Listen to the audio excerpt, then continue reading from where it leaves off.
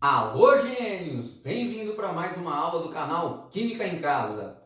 Eu sou o professor Hash e hoje nós falaremos de massa atômica, massa molecular, mol e massa molar. Começando com a unidade de massa atômica, que foi uma unidade criada para se determinar a massa dos átomos. Gente, dependendo do que eu for expressar massa, eu vou ter que escolher uma unidade diferente. Então, por exemplo, você vai me perguntar a massa dessa caneta. Você acha que eu vou te expressar a massa dessa caneta em quilograma? Eu até posso, só que daria um número muito pequeno, 0,00 alguma coisa. Então é melhor eu te expressar a massa dessa caneta em grama. Olha, 20 gramas. Agora você pergunta a minha massa. Você acha que eu vou te expressar a minha massa em gramas? Se eu quiser eu posso, mas daria um número muito grande, 76 mil gramas. Aí já é melhor eu expressar em quilograma, 76 quilogramas. Agora você me pergunta a massa de um navio. Eu vou te expressar a massa do navio em quilograma? Até posso, mas daria um número muito grande. Então a gente prefere expressar a massa do navio em toneladas, que aí não dá um número muito grande. Então, quando a gente vai expressar a massa de alguma coisa, a gente tem que escolher a unidade para que não fique um número nem muito grande e nem muito pequeno. Agora você imagina se você me perguntar a massa de um átomo de carbono, de qualquer elemento. Qual é a massa de um átomo? Bom, um átomo, gente, ele é muito pequeno. Se você pegar um pontinho desse de tinta aqui, eu tenho trilhões e trilhões de átomos. Então imagine a massa de um átomo só. É um valor muito pequeno. Então qual é a unidade que eu vou escolher para expressar a massa do átomo? Quilograma? Grama? Miligrama? Não. Se eu for expressar a massa de um átomo em grama, eu tenho 23, 24 zeros. Tá? Em miligrama, mais de 20 zeros. Então, como a massa de um átomo é muito pequena, eles tiveram que inventar uma unidade nova. Então, uma unidade que fosse também muito pequena, para poder expressar a massa dos átomos. A unidade criada para expressar a massa dos átomos é a unidade de massa atômica, que o símbolo é um Mi. Qual foi essa unidade de massa atômica, essa unidade criada? Eles pegaram um átomo de carbono como padrão. Mas espera aí, por que o carbono? Poderia pegar qualquer outro elemento da tabela periódica, gente. Na verdade, eles tentaram até pegar outros elementos. Só que quando eles pegavam outros elementos, o hidrogênio, por exemplo, a massa dos demais elementos, quando comparada com a do hidrogênio, dava valores muito quebrados. Quando eles tentaram com o carbono, a massa dos demais elementos da tabela periódica deram valores inteiros ou muito próximos de valores inteiros. Então eles acharam melhor utilizar o carbono como padrão. Só que cuidado, eu tenho na natureza 3 isótopos do carbono. Existe na natureza o carbono 12, que é o carbono com número de massa 12, mas existe o carbono 13, que já tem uma massa um pouquinho maior, e existe o carbono 14, com mais massa ainda. Então, qual dos carbonos eles pegaram? Qual dos isótopos do carbono? O 12, o 13 ou o 14? Eles pegaram o mais abundante.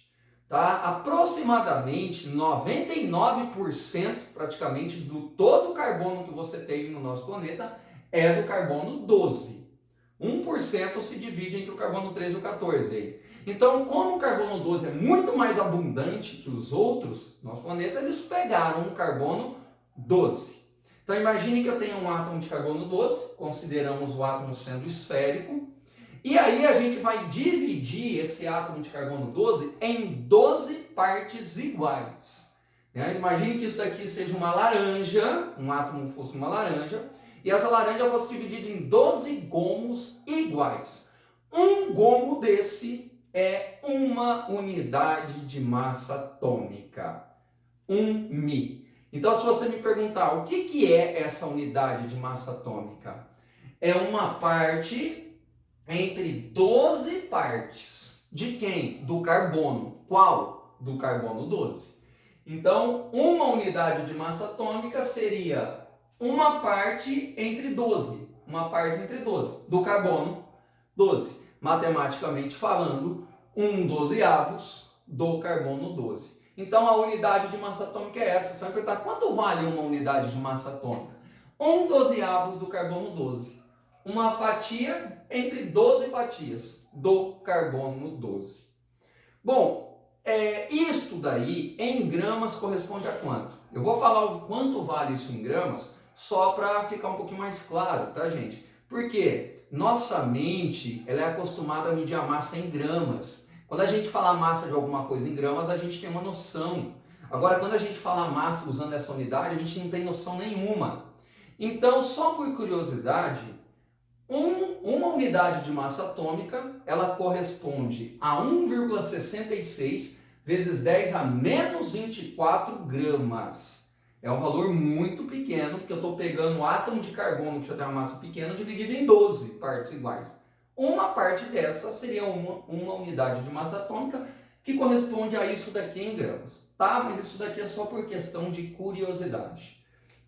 Bom, determinando aqui a unidade de massa atômica, agora eu vou usar essa unidade de massa atômica para determinar a massa dos átomos, que é a massa atômica, que é a unidade. Agora, e a massa atômica? É a massa de um átomo expressa nessa unidade, a unidade de massa atômica. Bom, gente, eu já consigo, olhando para esse desenho, determinar qual é a massa do átomo de carbono 12 inteiro. Se uma fatia dessa corresponde a uma unidade de massa atômica, quantas fatias dessa o carbono 12 tem? 12. Então eu já posso falar que a massa do carbono 12 corresponde a 12 unidades de massa atômica. A massa de um átomo de carbono corresponde a 12 unidades de massa atômica. Já sei a massa agora do átomo todo do carbono. Agora, como é que eu faço para determinar a massa de outros átomos? Átomos de outros elementos? Aí vai por comparação. A massa dos demais elementos na tabela periódica, ela foi determinada comparando com a massa agora do carbono. Como eu já sei que a massa do carbono corresponde a 12 fatias dessa, né, a 12 unidades de massa atômica, e aí a gente vai pegar agora esse carbono e comparar com o magnésio. E aí a gente vai comparar o seguinte, olha, se eu pegar a mesma quantidade de átomos, um átomo de cada, o átomo de magnésio tem o dobro da massa do carbono. Por comparação, dá para determinar, é o dobro. Bom, então se a massa do magnésio é o dobro que a do carbono, e a massa do carbono inteiro é 12, do magnésio é 24 unidades de massa atômica. Pronto, essa é a massa de um átomo de magnésio. 24 unidades de massa atômica. Sabe o que significa isso? Que um átomo de magnésio inteiro tem uma massa 24 vezes maior que uma fatia dessa, que uma parte entre 12, do carbono 12. Aí pegaram-se outros elementos e foram comparando com o carbono. Aí eles determinaram que o ferro, se você pegar um átomo de ferro, ele tem a massa de 56 unidades de massa atômica. Sabe o que significa isso? Que um átomo de ferro inteiro tem uma massa 56 vezes maior que uma fatia dessa, que 1/12 do carbono 12. É isso, certo? Então, a massa dos demais elementos, dos demais átomos de outros elementos foram sendo determinadas por comparação com o carbono. Bom, já aprendemos a determinar a massa dos átomos. Agora, como é que eu determino a massa de um elemento químico? Não é a mesma coisa? Não, tá? Por quê? Quando eu pego átomo, eu posso pegar um átomo de carbono, vamos supor o carbono. Só que eu posso pegar um átomo do carbono 12, determinar a massa dele. Posso pegar um átomo do carbono 13, determinar a massa dele. Posso pegar um átomo do carbono 14 para determinar a massa. Agora, quando eu falo elemento químico, aí é só o carbono, é o conjunto. Então, como é que eu determino a massa do carbono? Vai ser 12, vai ser 13, vai ser 14? Eu tenho os 3 isótopos do carbono. Então, na natureza existe o carbono com número de massa 12, com número de massa 13 e com número de massa 14. Qual vai ser a massa que vai estar na tabela periódica pro elemento carbono? Como que a gente faz? Calcula-se a média das massas dos seus isótopos. Então, a massa de um elemento químico ela é calculada pela média da massa dos isótopos.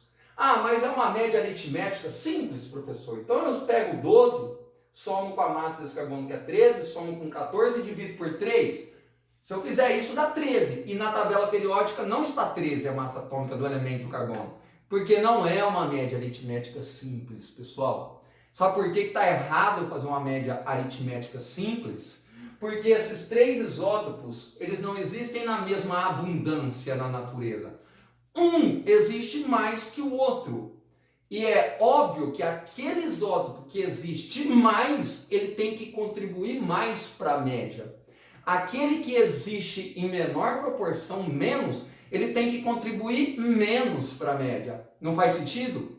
Então a gente tem que calcular, na verdade, a média ponderada, que leva em consideração as porcentagens de abundância de cada isótopo.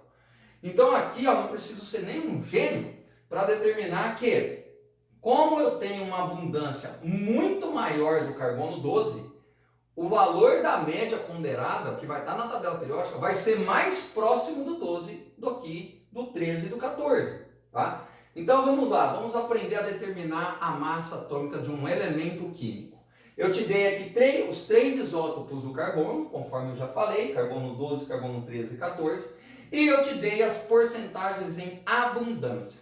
Pessoal, esses valores aqui estão bem arredondados, tá? Não são os valores reais, eu só dei uma arredondada aqui para explicar, facilitar o cálculo e explicar a maneira. Então, arredondando aí, vamos dizer que 98% do carbono que nós temos no planeta corresponde ao carbono 12. 1% corresponde ao carbono 13 e 1% correspondendo ao carbono 14. A soma tem que dar 100%, claro, né? Agora, como é que eu faço o cálculo para determinar a massa atômica do elemento carbono? Você vai calcular uma média ponderada da seguinte maneira. Você vai pegar a massa desse carbono, que é praticamente igual ao número de massa aqui. Você pega aqui a massa, que é 12, e multiplica pela porcentagem. Faz isso para os outros isótopos. Pega a massa atômica do próximo e multiplica pela porcentagem. Pega a massa do próximo e multiplica pela porcentagem. Soma tudo e divide pelo 100%. Tá? Então é só fazer 12 vezes 98, 13 vezes 1, 14 vezes 1. Somar tudo, dividir pelo 100%, nós vamos ter a massa atômica do elemento carbono.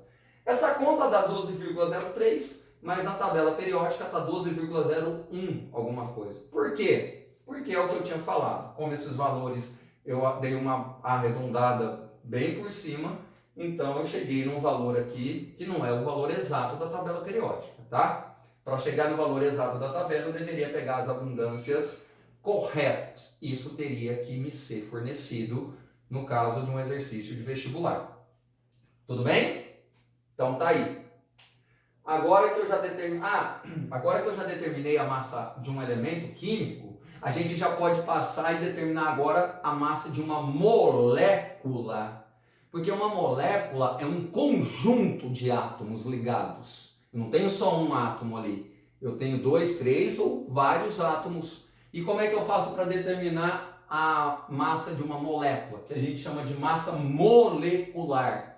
Massa molecular é a massa de uma molécula, expressa em unidade de massa atômica. É muito simples. A massa de uma molécula, a massa molecular, é igual à soma das massas de todos os átomos que compõem a molécula. Você vai somar a massa de todo mundo ali dentro, tá? Peguei duas moléculas aqui como exemplo. Então aqui eu tenho a molécula de água, H2O. O que você vai precisar? Você vai precisar da massa do elemento hidrogênio, da massa do elemento oxigênio, para depois fazer a conta. Mas como é que eu sei essas massas dos elementos químicos? Pessoal, a massa atômica dos elementos químicos ela é fornecida na tabela periódica. Tá? Então tem muitos vestibulares que fornecem a tabela periódica. Você consulta para ver qual é a massa atômica daquele elemento químico. Tem vestibular que não dá a tabela periódica. Então eles costumam dar os valores de massa atômica no próprio enunciado, no corpo do exercício. Como para vocês não ficarem aí com a tabelinha periódica na mão, eu anotei nesse cantinho aqui os valores de massa atômica para alguns elementos químicos, tá? Para a gente poder consultar para fazer o nosso cálculo. Então, isso daqui não precisa ser decorado, porque o vestibular ou fornece a tabela periódica para você consultar, ou fornece no próprio enunciado do exercício esses valores. Mas de tanto usar, a gente acaba até decorando, vocês vão ver, tá? Então, se você for na tabela periódica, o hidrogênio tem massa atômica 1, o carbono 12, o nitrogênio 14, o oxigênio 16, o sódio 23, o fósforo 31, enxofre 32, potássio 39, cálcio 40 e assim por diante. Agora, como é que eu determino então a massa de uma molécula de água? Você vai fazer o seguinte, halogênio. Você vai pegar aqui o elemento hidrogênio e consultar a massa atômica dele na tabela periódica. 1. Só que você vai ter que multiplicar pela quantidade de átomos de hidrogênio. Eu tenho 2 átomos de hidrogênio. Então você vai ter que pegar a massa atômica do hidrogênio, que é 1, e multiplicar por 2, porque são 2 hidrogênios. Você vai fazer para o oxigênio a mesma coisa. Você vai pegar a massa atômica do oxigênio, que é 16, e multiplicar pela quantidade de átomos que você tem na molécula. Eu tenho só 1 átomo de hidrogênio. Então você faz vezes 1. Dá 16 vezes 1, 16. Aí soma. A soma dá 18. 18 o quê? 18 unidades de massa atômica. Sabe o que quer dizer isso? Que uma única molécula de água tem uma massa 18 vezes maior que uma fatia dessa. Tem uma massa 18 vezes maior e uma parte entre 12, que 1/12. De quem? Do carbono. Qual? Do carbono 12. Agora vamos calcular a massa de uma molécula de glicose. Lembrando que a fórmula da glicose é C6H12O6. Então você vai pegar o elemento carbono, consulta a massa atômica dele na tabela periódica, 12. Como eu tenho 6, faz 12 vezes 6, 72. Hidrogênio, consulta a massa dele na tabela periódica, 1. Ah, mas eu tenho 12 átomos aqui, faz vezes 12. E o oxigênio é a mesma coisa, a massa atômica do oxigênio é 16. Como eu tenho 6, vai fazer 16 vezes 6, 96. Soma tudo, 180. Então, eu falo, professor, qual que é a massa de uma molécula de glicose? A massa molecular. 180. O quê? Unidades de massa atômica. Vamos lá. O que significa isso? Significa que uma molécula de glicose tem uma massa 180 vezes maior que uma fatia dessa, que uma parte entre 12 do carbono 12. Ou seja, 180 vezes maior que 1/12 do carbono 12. Isso me permite já comparar a massa da água e da glicose.